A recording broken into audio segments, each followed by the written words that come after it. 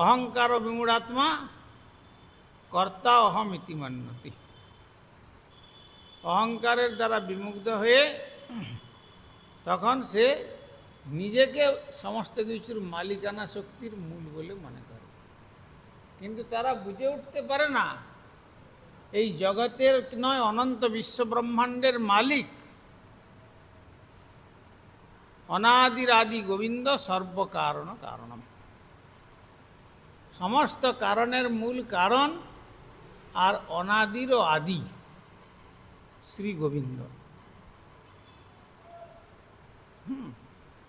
এইটা তাদের বোঝার অভাব। তাই ভগবানের সঙ্গে তার নিত্য সম্পর্কের কথা সে বিস্মৃত হয়।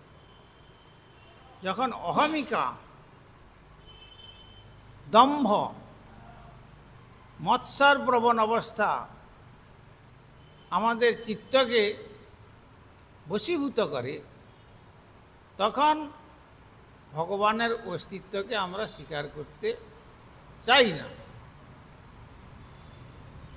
এইটা হচ্ছে দুর্দৈব লক্ষণ গ্রস্ত জীবের, এইটাই হচ্ছে লক্ষণ।